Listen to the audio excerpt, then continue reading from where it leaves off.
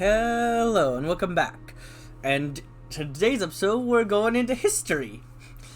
This is a lot of episodes just to get through this. Arcadian capitalism.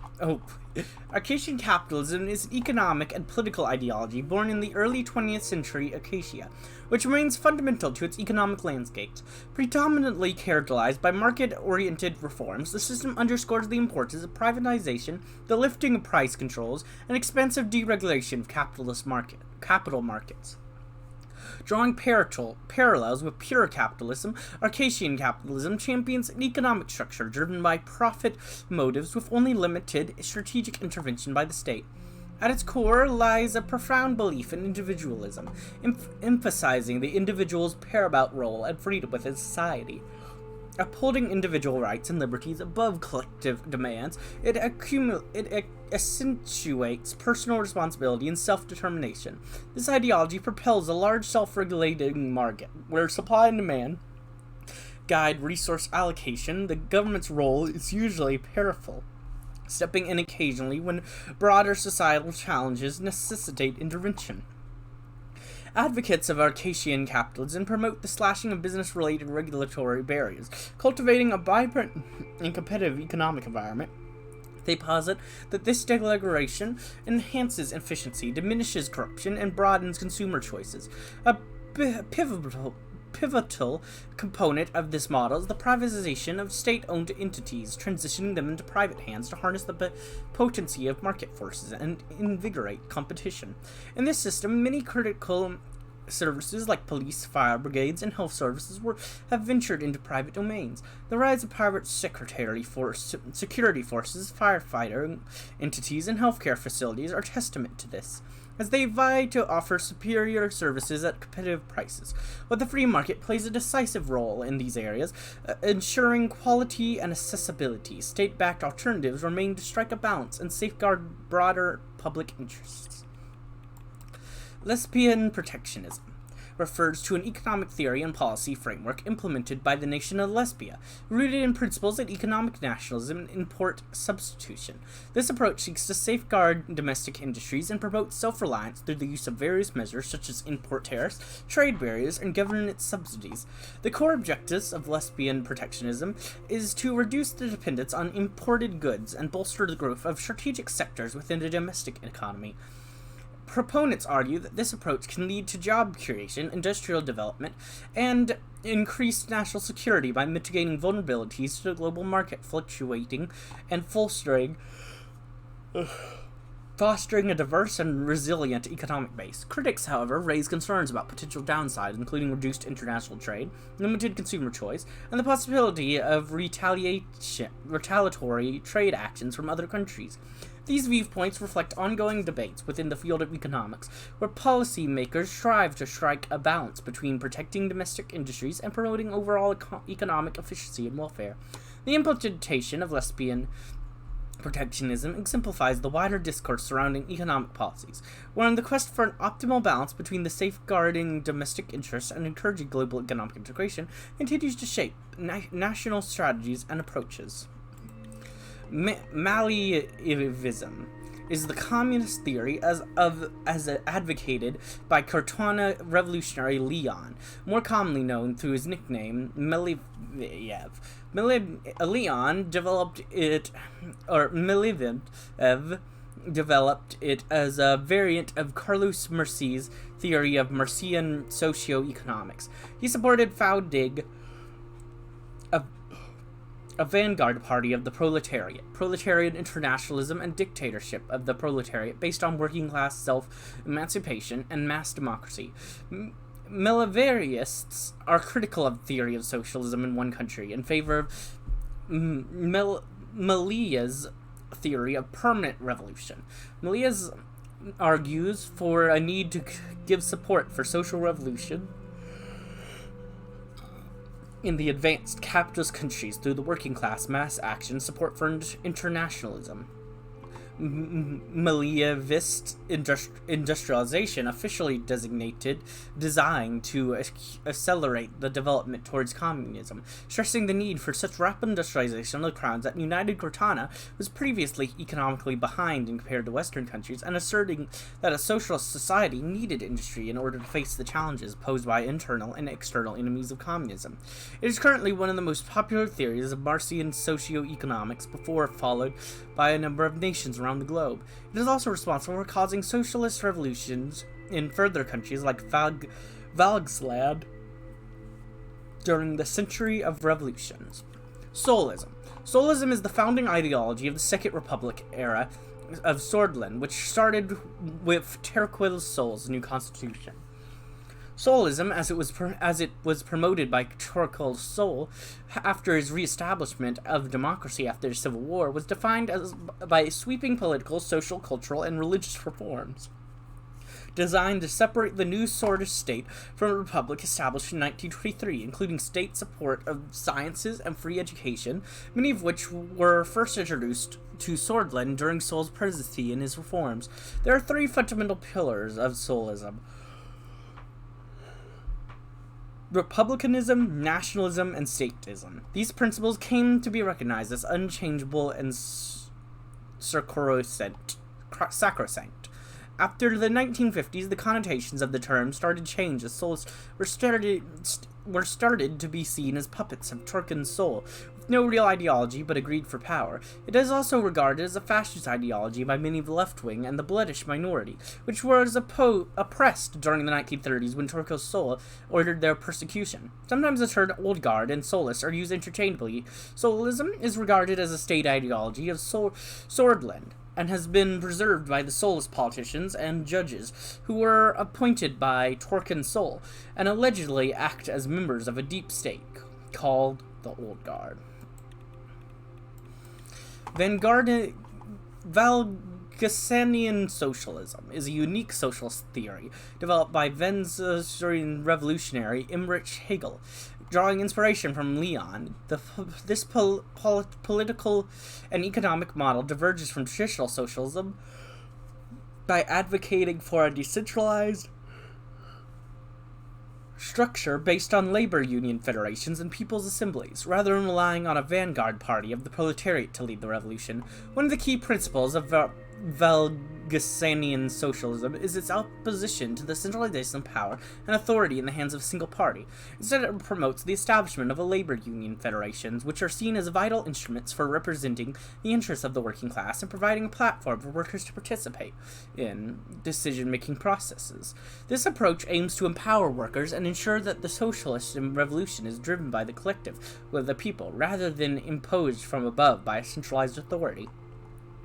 Another crucial aspect of Vangslandian socialism is its commitment to replacing the state with a federal economic organization of society. This vision seeks to create a more egalitarian and participatory system, where decisions are made collectively through democratic processes, including people's assemblies and labor unions. In this model, regional and local governments would enjoy greater autonomy, with decision-making power devolved into grassroots level. Hegel's theory emphasized the importance of transitioning from a statist form of socialism to a decentralized structure in order to achieve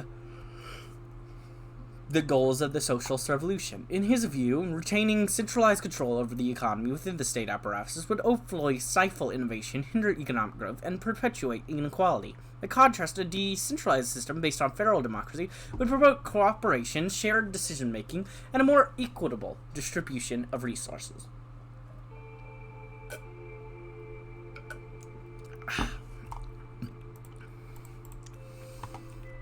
Important events, which is extremely long. 15-Day War. The 15-Day War, also known as the 1870 Reverse-Swordish War, was fought between the 5th and 20th of October 1870 by Swordsland and Rimburg. In the months prior to the conflict, tensions became increasingly heightened after King Egmund canceled the friendship deal between Swordsland and Rimburg, which allowed Rimburgian ships to use the Sorn River, which flows from Alfredon, Crimsrad, Estord, and Lutheran to reach the Marchian Sea. King Alfred II of Rumberg reiterated his position. The closure of the Sorn River to Rimburgian shipping would be a cause for war. King Egmund announced in May that the river would be closed to all Rimburgian vessels and then mobilize Swedish forces along the northern border with Rumburg. On October 5th, Rumburg launched a series of preemptive attacks against the Swedish forces along the Rimburgian border. Simultaneously, Swedish forces launched a ground offensive into the city of Crimsrad, but were immediately pushed back. On the 10th of October, a group of ethnic Rums living in the city of Estord organized guerrilla attacks and sabotage missions that were aimed to cut the supply line of Swedish forces. The result in the Swedish Imperial forces to react by forcibly relocating all ethnic Rums living in Narga's region to the border, where battles were taking place. In the event known as the Estord incident, many Rumburgians' lives were lost when they were pushed into the front lines by the Swedish soldiers. Some sources claim that the spontaneous killings by the soldiers also took place for several days. After both Rumburgian and Swedish forces suffered casualties without any military successes, Rumburg and Swordland agreed to a ceasefire on the 20th of October 1870. The signing took place on a train in the outskirts of Estord, in a forest that is now called the Forest of October. Annexation of Dorne. The annexation of Dome, was an event that occurred in the early 1920s. Border tensions between Agnolia and Rimburg reached a boiling point with the death of King Alfred Livingstone, whose Rumburgian dream outlined a large expansion plan towards the south of Mercopa. After the coronation of the new Queen Beatrice, she immediately devised an overwhelming night invasion towards the city of Dome, which took the Angolian defenses by surprise. Thousands of lives were lost on both sides. The next day, Rumburg emerged victor and announced full control of the strategic, resource-rich city. This embroiled Rumburg foreign policy put Agnolia under extensive threat. The oil field surrounding Dome helped the resource-hungry industrial economy of Rumburg and damaged Agnolia greatly. Battle of Holstord. The Battle of Holstord was a pivotal military confrontation during the Swedish Civil War, taking place in Holstord, the capital of Swordland, from 1928 to 1929. The battle saw General Edgar Lutheran leading the monarchist forces, while General Ian Rickard commanded the opposition forces. Lionel Turcot Sol, leading the Solis faction, played a significant role in the conflict. Various armed organizations participated in the conflict, including the Red Youth, Young Swords, Free Society Militia, the Syndicate, the Corelli, and the Black Militia. The fierce fighting lasted over a year, with control of city districts frequently changing hands between the three factions. The battle was marked by brutal urban conflict, indiscriminate shelling, and widespread political violence against civilians. The Watchtower of Human Rights document numerous war crimes committed during the battle. It is estimated that 33,000 people lost their lives, 65,000 were injured, and 9,000 buildings were damaged or destroyed. Colonel Turco Sol and the 6th Army joined the battle, capturing the western district of Holstord and established a position on Capitol Hill.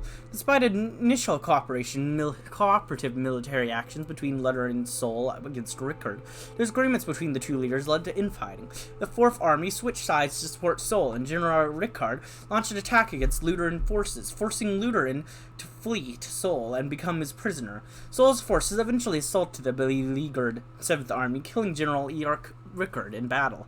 In the aftermath of battle, a period known as the Great Betrayal began, with mass executions of monarchist loyalists and junta executives. General Edward Lutheran was charged with treason and overthrowing the legitimate Republic of Swordland in the military tribunal.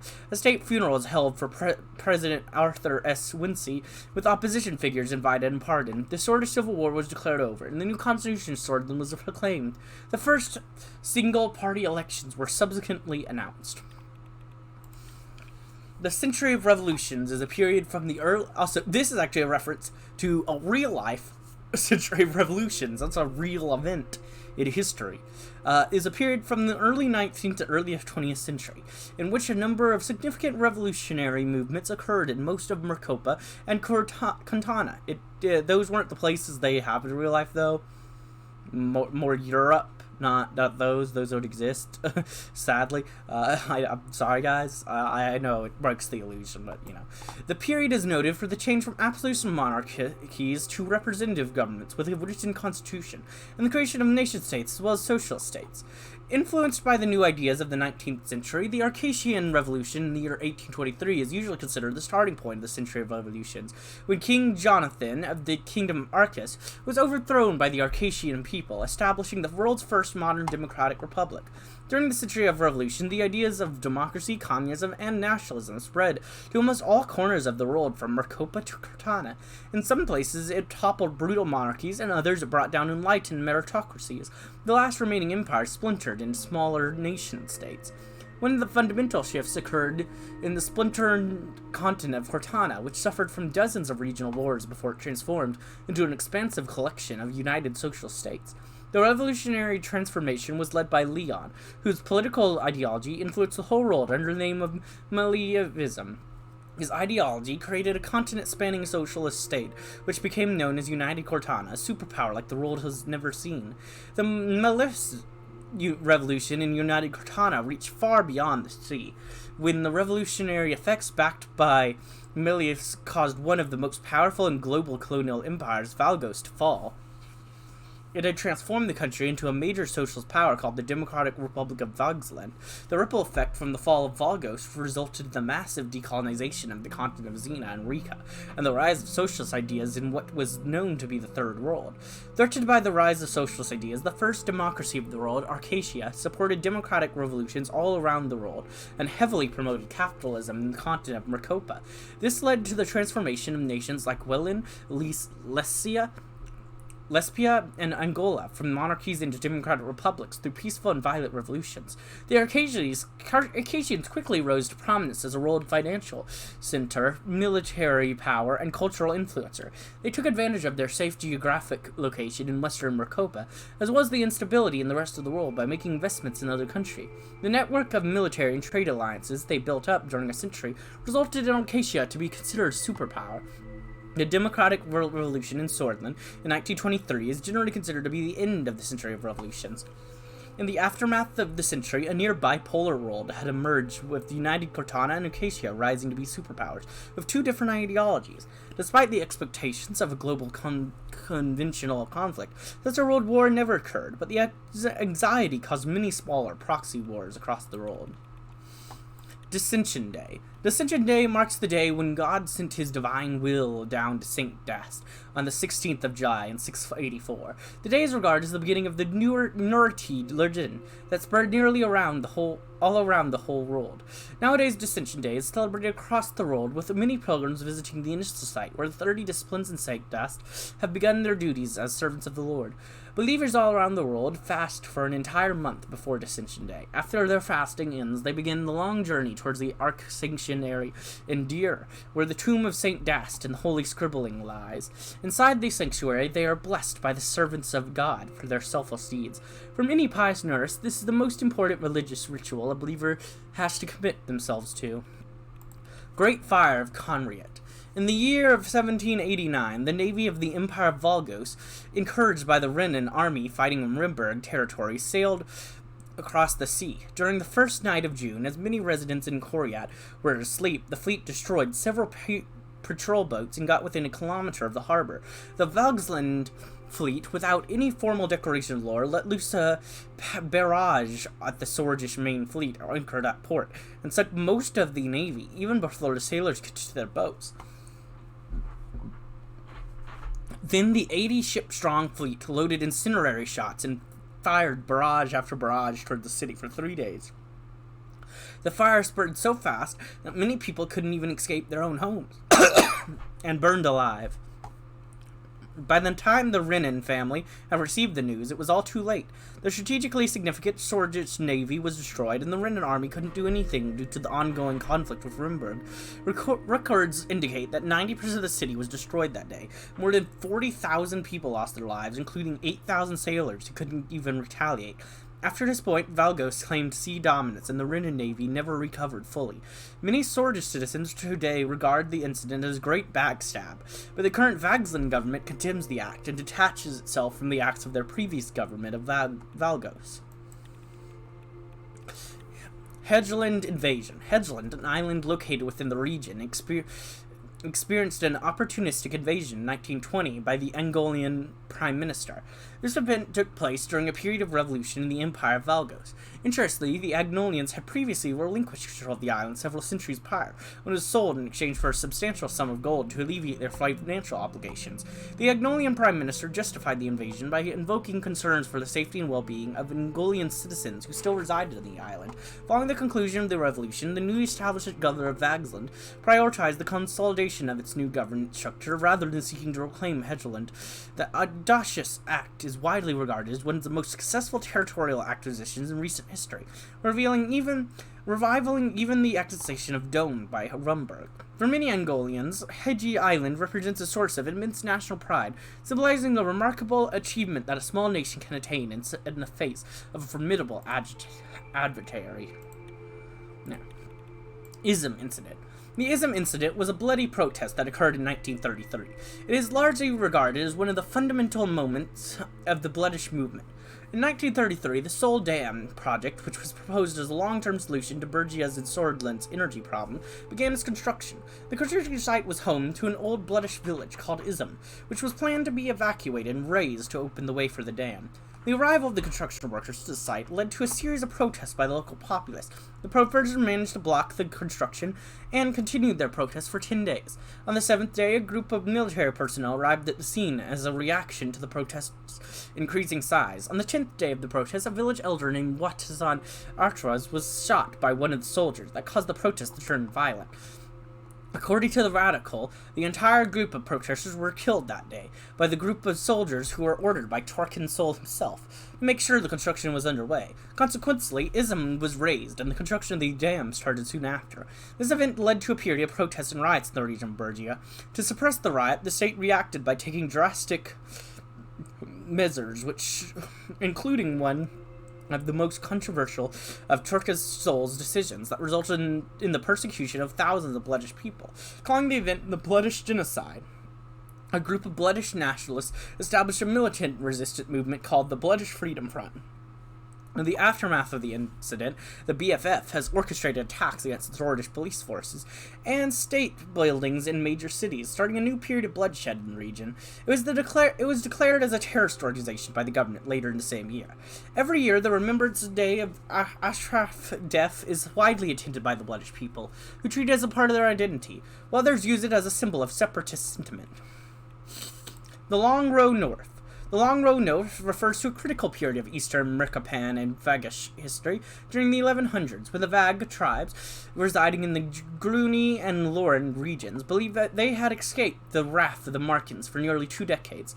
The Valgs and Markians had a long-standing history of violent feuds, resulting in a deep-rooted hatred and resentment to the two groups. However, peace was short-lived, as the early Markian Empire 40,000-strong army appeared, catching the Volgs off guard.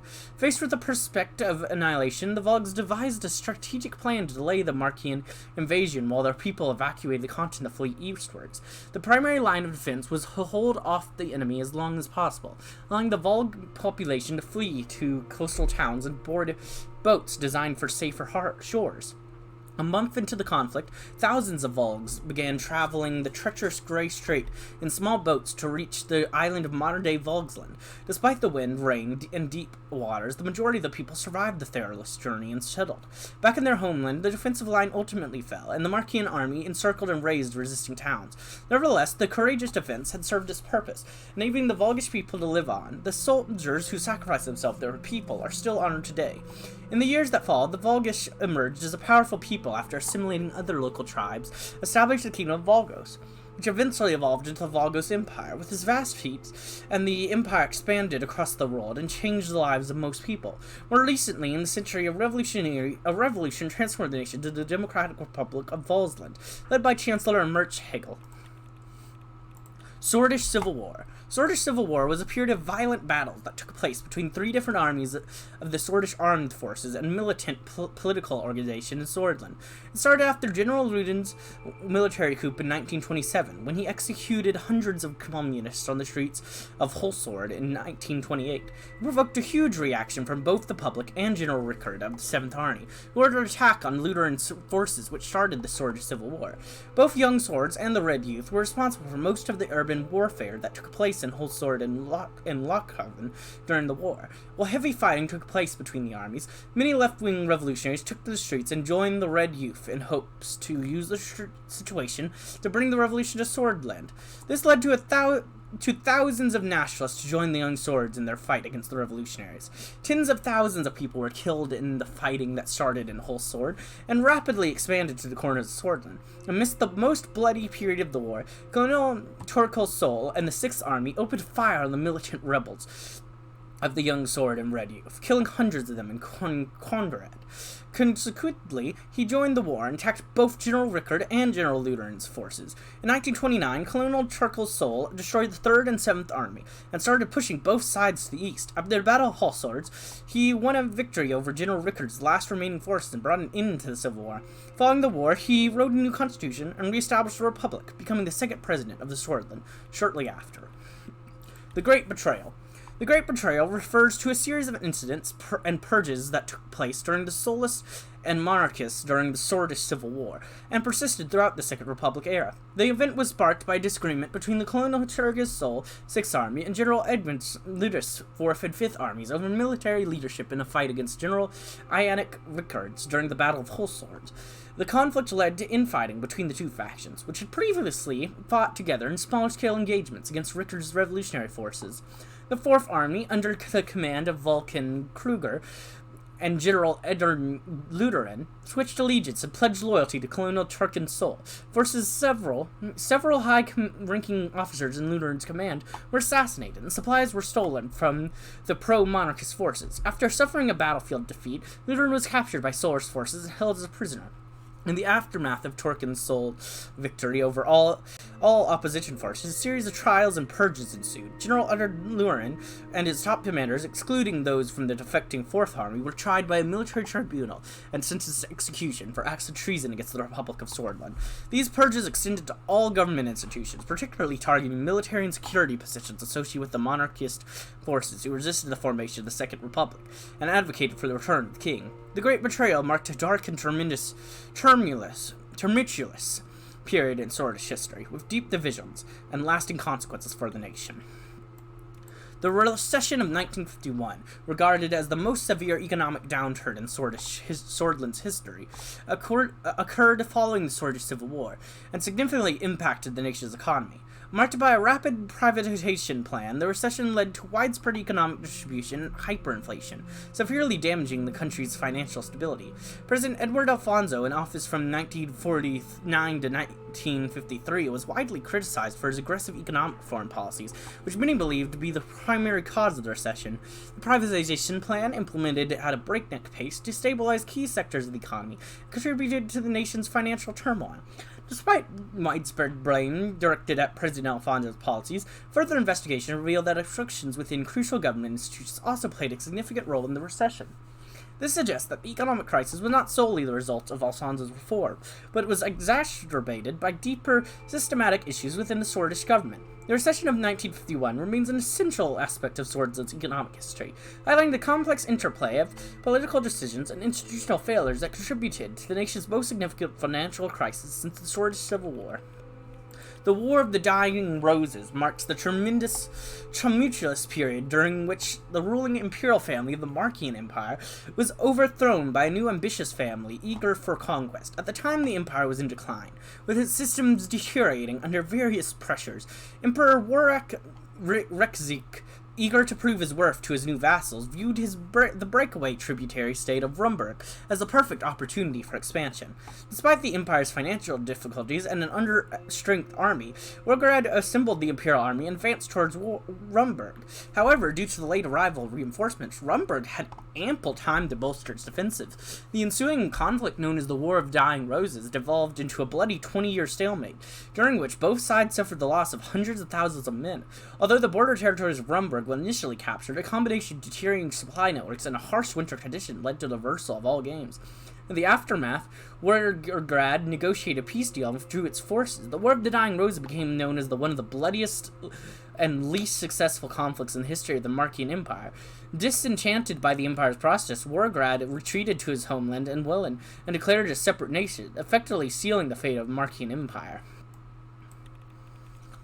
Welland Civil War. The Welland Civil War, a devastating two-decade conflict in the mid-20th century, was characterized by widespread starvation, disease, and genocide. It is regarded by historians as a proxy war between Arcadia and United Cantana, incited by the rise of left-wing militia near Welland's Sordish border when internal instability escalated. Welland sought Arcadian aid, leading to substantial military and economic support, but this could not prevent the collapse of Welland's economy as trade routes were disrupted. Neighboring countries, including Lesbia, Rumburg, and Argard, closed their borders, fearing conflict spill over. Exacerbating the crisis as the fighting reached urban areas, Arcadian forces, besieged and outnumbered, could not contain the Cortana-supported left-wing militias. This destabilization resulted in a tragic refugee crisis, with the majority of neighboring countries refusing entry to Welland refugees, leading to an infamous death march during which hundreds of thousands perished. In 1932, Welland's government was re-established, leading to the evacuation of Arcadian troops. Despite substantial leadership under President Smolik and aid from United Cartana facilitating some economic stability, the ongoing political and ethnic unrest leaves Welland widely regarded as a failed state. The legacy of the Welland Civil War significantly influenced the nation's trajectory into the 21st century. The Walker Plan. The Walker Plan, formulated by President Dwight Walker of Arcadia during the 20th century, was a visionary economic strategy aiming to invigorate the economies of various Marcopan nations. Rooted deeply in the ideas of Arcadian capitalism, it advocated for sweeping market reforms and extensive privatization. Key to this plan was the removal of many price controls and overarching deregulation of capital markets, with objectives to amplify efficiency, curtail corruption, and expand consumer options. The logic was straightforward. By minimizing economic barriers, nations could foster a dynamic economic landscape conducive to swift growth. This move towards privatization was especially critical, transferring control of the state-owned entities to the private sector to stimulate competition and spur innovation. Beyond its economic tenets, the Walker Plan held geopolitical significance. Set again against the backdrop of the Cortana Security Pact, CSP, that vigorously backed and purchased state-owned industries across the globe, the Walker Plan emerged as a compelling counter-narrative, extorting the virtues of free market capitalism. Its success not only drove economic resurgence, but also laid the foundation for the now celebrated Arcadian dream, symbolizing prosperity and upward mobility. But I think this is a good time to go ahead and end this episode. In the next one, we'll continue on with history. But I hope you enjoyed this episode, and if you did, like, comment, subscribe, and hit the bell button. And as always, peace.